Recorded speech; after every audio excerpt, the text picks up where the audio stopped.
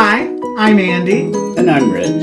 And this is Get Gaming, a channel by two gamers with a Y for gamers with or without a Y. That's exactly right. And today we have another installment in our 2022 in review extravaganza. This is going to be the lead up to our big, huge, cumulative stats video for 2022. So we're going back and filling in a stats video we did not film, which was April. We just did March. So we're doing this just so that we can be completionists and you guys can see everything. I'll link the playlist to all 12 months down below. Stay tuned for our December videos coming out the day after this one. And then the day after that will be our 2022 stats video. Yearly math is what it's going to be called. Travel with us down memory lane to a time far, far away, known as April 2022. This was the month that Cat and the kids came to visit us. And her husband, John. Delightful. They're very dear and near to our hearts. We love Wesley and Stella. They're our little gamers. You know, we're trying to help raise them right. And Wesley especially is really into games. The stats were a little lighter in some ways this month because they were visiting. And we got some gaming time in while they were here. We played a couple of games with them, but you know, it was kind of crazy because they were running around. They went to Santa Cruz and back. We did too. Yeah, we went to Santa Cruz in April. That was a fun little trip. You know, I wish it was longer, but you know, we had a very disastrous camping trip. Our attempt to make kebabs was like it was just hilarious. Me and Kat were just laughing. It started raining on us. We didn't have any utensils or plates. 4 adults that could not figure out that we couldn't just make like kebabs, but not even have any utensils or plates. And then poor Wesley was trying to eat his salmon, and we were trying to use like the kebab sticks, like chopsticks, to help. Oh my god, it was just pitiful. And then once it started raining on us, me and Kat just looked at each other like, okay, well, time to for her and John, I guess. Well, I had my booze, so I was hanging pretty. But there were some decent stats in the month of April, even though it was a little bit lighter. So in the month of April, me and Rich played 28 games, 20 of which were unique, but no new to us games. Because then I played 101 games on BGA, and I had 4 new BGA games that I played that month. So I was playing a lot on BGA. Yeah, most of the games that we played this month were what I would call comfort food games for us, especially at the time, because we were still playing Happy City, made some appearances. We played it 4 times this month. Wow. So I think this is the last month where we were really playing it a lot. Yeah, I don't think we've played it like in months now. It's been several months. Yeah, because this was a game we actually played this, or you played this with Stella and Wesley the night before they left. Remember? Oh, yeah. We were teaching it to them over on the coffee table. Mm-hmm. So cute. And then I played Sleeping Queenz with Wesley and Kat. I guess he was really obsessed with that game at that point. Well, you know, Sleeping Queenz is the best game ever. According to some guy. Who? I don't know, this guy that came up to Monique from Before You Play. This guy came up to her at a convention and he said, you know what's the best game ever? Sleeping Queenz. And then he walked away. Wow. So, Sleeping Queenz, the best game ever. Was she reaching for her mace? Yeah, She should have. like, just a moment. So that's also published by Game Right, who publishes Happy City and Sushi Go. It's a fun little card game. There's some multiplication or division involved. I forget. There's some mathy thing you're supposed to do. I guess I could see why someone would like. It's like a lifestyle game, okay, for people that like division. I think this is the month I introduced you to Dragonheart, because we played it online a couple of times. And Kahuna as well. This is the month I introduced you to Kahuna online. Now, this is terrible. We have played so few games lately, and now we're doing these videos and we're talking about games, and I want to like pull them out and start playing right now. Oh, that's good. Why don't you pull them out? They're right there. Dragonheart. I know. Kahuna, I would love to do play either one right now. Right now. Dragonheart, which is a game given to me by my sweetie. Talked about this quite a bit birthday. Recently, and we're going to be talking about it more in the December video, but either March or February must have been when I first started learning this game online. So it's been a hot minute. and Kahuna, which we have a playthrough video of, which is of dubious quality, but it's there. Both 2-player only games. How would you say these compare as 2-player only experiences? They're both great. I love this kind of game. One, it's for 2 people. 2, the Cosmos 2-player only line, yeah. Yeah, I was looking at how they're both Cosmos. I do see a similarity between these games. Well, that's the line. I don't know if they officially are labeling it as such, but for a while it was like their 2-player only series. So they had a whole series of 2-player games. I mean, Kahuna, it has the feeling of like some traditional game. It's just an area control game. It just feels that way because it feels that way. A very boiled down area control game. That's what I like about it. And it's got this beautiful... it does island make board. A difference what the boards look like. I agree. I mean, this one is especially fun for area control because there's islands. And you start feeling kind of like, oh, this is my island, don't you? You don't belong in Duda. You stay away from Duda. That's Kahuna. It's a callback to our playthrough. I thought that was so funny. You were just getting so territorial. So it's like a very kind of mean game, but it doesn't feel mean. You know what I mean? Feel mean. Like it feels like me, the best wizard. Because you're wizards of the Pacific or whatever. And every time we played it's been different. So that's like kind of like we thought we had it all figured out. Oh, it's all you have to do is control these islands. Well, it's not true. No, it's really about that push and pull, and that's what makes it really dynamic. I think I agree. This has a good push and pull too. It makes it very replayable. I think exactly. I think that's what is so good about both of these games is that they're super replayable. They're easy to play. Yeah. Well, this one's more area control, and this one is more point salad. Yeah, they're pretty quick. I mean, I'd say these are both like 30, 40-ish minute games. Yep. Depending on how much AP you have, and but plus, they're quick. Maybe if you like. Take breaks or whatever. I think this one's a little bit longer and more AP prone than this one. This one is very quick because you're just grabbing stacks of cards and you're just working your way through the deck. I'm sure other people have done this one, but which games you would take to when you're stranded on the deserted island or something. These would be 2 really good ones. I would want them. Yeah. First of all, they're great filler games, and we always seem like we need a lot of those because sometimes you don't have the spoons. Yeah, you don't have the spoons. Don't have the spoons. Those would be good, not enough spoons or desert island picks. Maybe they don't know. Google spoon theory if you don't know why we were discussing spoons. I'll link to Michelle's list. She did the too many spoons or not enough spoons list. Her and Billy did a whole list of the games that they play when they just don't have the spoons, the mental energy. And I feel like we should do a list like that too, because it is something that because we play games all the time, this issue comes up a lot. Oh, this was also the month where I made you play Holi, Festival of Colors, which is a beautiful game. I love the theme of that game. It's kind of like 3D checkers. So it's an Indian theme, Holi, the Indian Festival of Colors, where which I would love to be part of that. Basically, you're throwing paint on everyone, and it's very It sounds like it would be a blast. Really. I bet it is a blast. Yeah, too bad we're not Hindu. How do you know I'm not Hindu?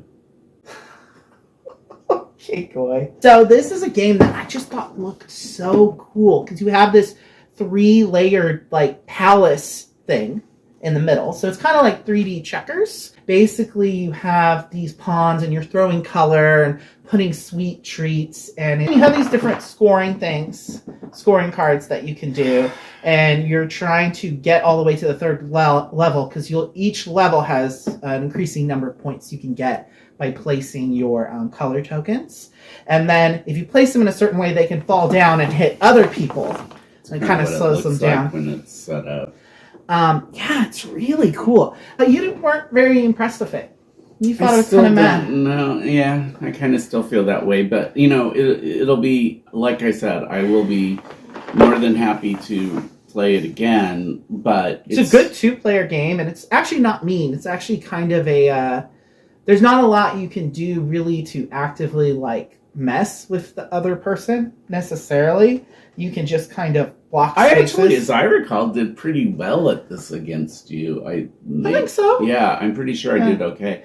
But it just isn't... You know what I realized? It was too similar to Frog Riders because it is very checkers-like in the sense that, you know, you're moving in diagonal lines and you can jump over different pieces. I don't know. I'm going to have to give it another go because yeah, it didn't really overwhelm me or didn't, you know, like really have this huge impression on me. And it was just kind of like, well, okay, yeah. I think it's a whatever. pretty game. It's not like it's meant to be super groundbreaking, but I love the theme and I love the production. So it's definitely something I think I'd keep just because I think it's cool and unusual. Yeah, we should try it again and see how you feel about it. I think that was the one. I don't think it was new to us for April technically because I think we did play it in March. Is this area control, would you say? Or is it more... Kind of. You're moving up the different levels and you're placing the color tokens. It is kind of area control because once you place color somewhere, I don't think the other person can remove it necessarily. Right. But you only have a certain number of tokens, so once you're out of them, the game ends. So you want to place them on the higher levels if you can and not. Like what I'm getting at is like there's a lot of games that have similar kinds of mechanisms. That one thematically is interesting and it has the addition of the levels. But when it's really good, I love area control games. And it's just I think that's where it just kind of was like, meh. It just didn't really excite me because it just didn't push the right buttons or something. And then Targi, we played a couple of Targi. My favorite two-player game, one of my favorite games of all time. I don't think it's a game you want to pull out quite as much because it is like an hour and a half thing for us. And sometimes you get very Twitter-pated because especially if I'm blocking you from getting the thing.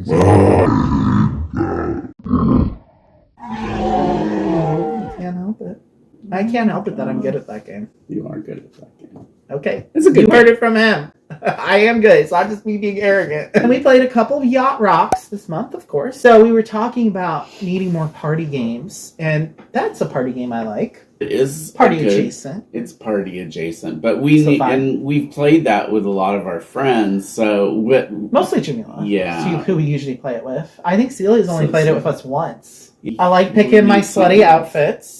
Planning on which party I'm going to go to. You know, is it like a Catalina Island night? Or is it a Ventura Amphitheater night? Maybe I'll go to a Malibu boat party. Beach I just party. wonder if the reason it's popular, aside from the ridiculousness of the outfits, some of it's the 70s. Really like, You're in oh my LA. God. You're cutting records. And cutting some other things. But that's a great game. Yeah, it's fun. It's like there is some strategy involved, in the way that you're scoring things because there's some open information. You know what parties are going to score for at least one of the three criteria. And, if you cut a bunch of records, you can set yourself up pretty well at the end. So it's set collection. It's still fairly light, but it's just the theme really sells it for me for that game. It's just a fun time. I had not ever actually heard until that game. Jamila got it for you. Well, I know, but yacht rock is actually a term. Yeah. It's a kind of Sub-genre. music. It's that, 70s. Dad rock. Yeah. He's on a yacht. And it's he's like got really something mellow. that's rock.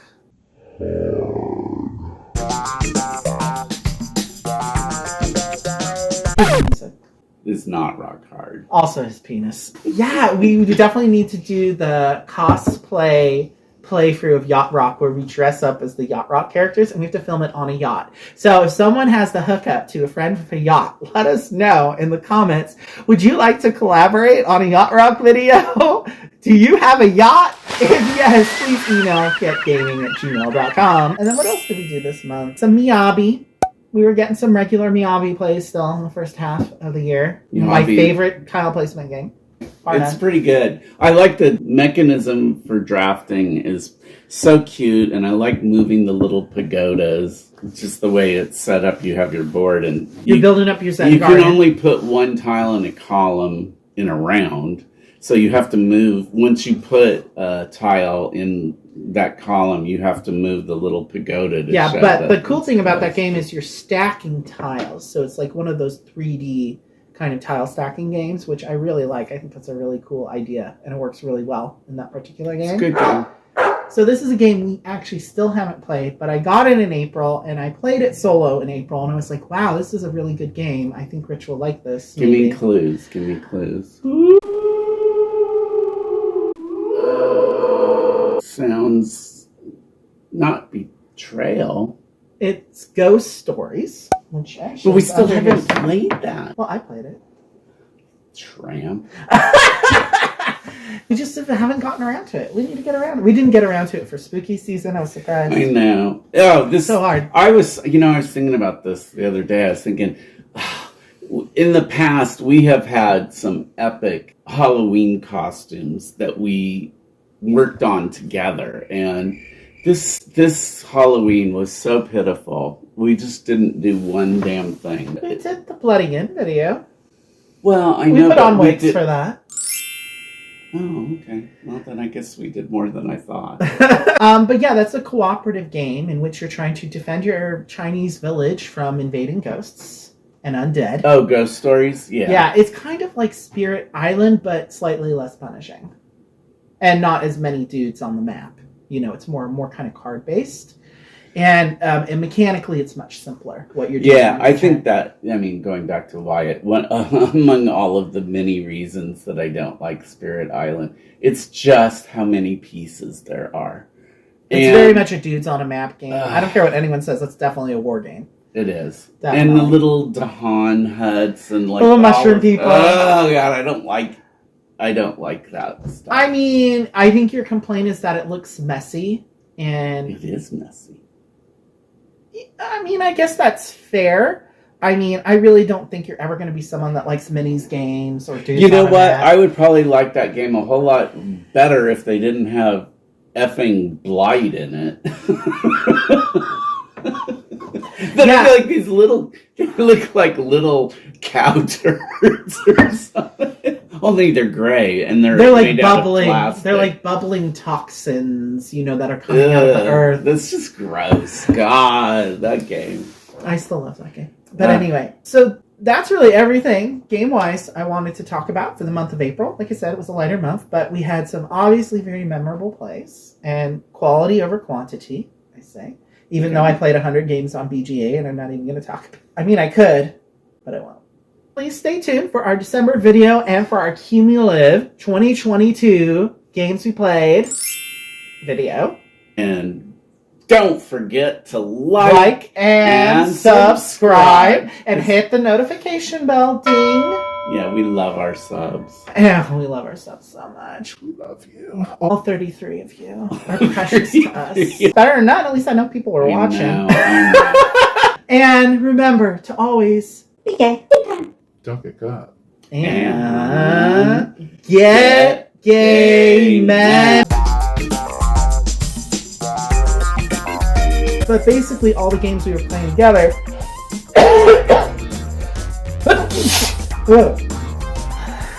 Damn.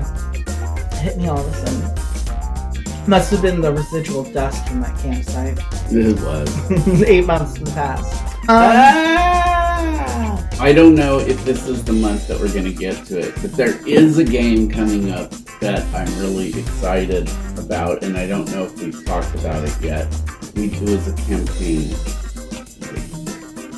that was definitely ready. What? So then also this month, we played, speaking of, what was it? I lost it now. I can't remember what I was trying to... Oh, please, can't we hear? Oh, no. We're done. We're done. I said we're done.